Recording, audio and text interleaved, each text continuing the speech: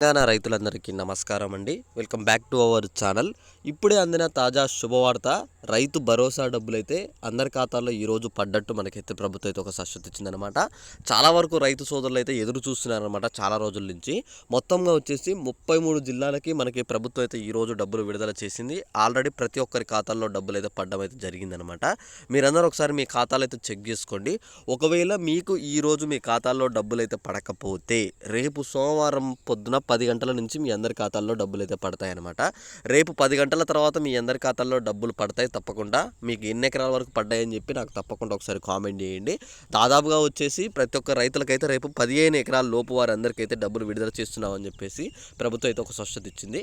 మీరందరూ తప్పకుండా చెక్ చేసుకోండి. మీ అందరికీ మీ ఖాతాల్లో డబ్బులు అయితే 100% డబ్బులు అయితే పడుతున్నాయి అనమాట.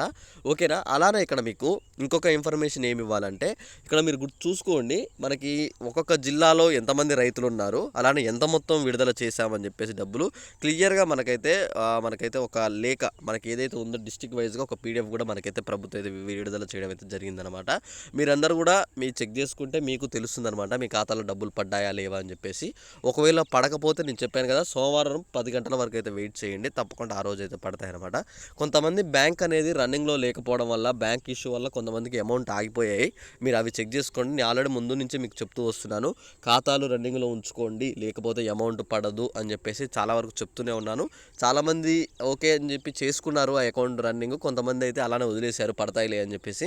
కానీ మీరు అలా వదిలేస్తే మాత్రం తప్పకుండా మీకు మీ ఖాతాల్లో డబ్బులు అయితే పడవు. అందుకని నేను ఇప్పుడైనా చెప్తున్నా ఏంటంటే, ఒకసారి మీరైతే మీ ఖాతాలు అయితే చెక్ చేసుకోండి. ఓకేనా?